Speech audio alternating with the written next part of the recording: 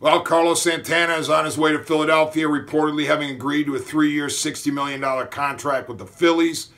My first thought is congratulations to Carlos. He did what a good player is supposed to do in free agency. He cashed in.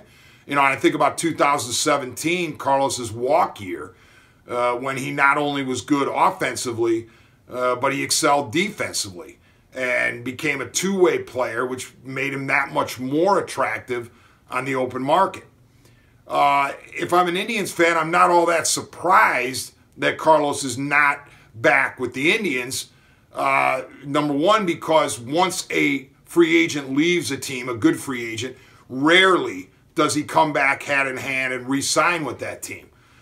So once that exclusive rights window with Carlos at the end of the World Series or after the World Series ended and Carlos became a free agent and went out on the market, I did not expect him to return because all it takes is one, and in Carlos's case, he had more than one suitor.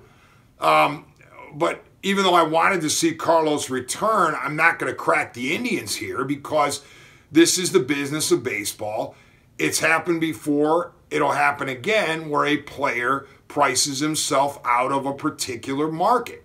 And that's what I think Carlos Santana did here. He priced himself out of the Indians market, the Indians budget. And there's no, there's no shame in that for the Indians. They don't have a bottomless pit of cash. And I think that they spent their money for this winter, last winter, when they signed Edwin Encarnacion to the 3-year, $60 million contract. And speaking of Encarnacion, I don't think he's going to want to be a first baseman again on a regular basis. He's settled in as a DH, so the Indians are going to have to get busy and find a regular first baseman to replace Carlos Santana.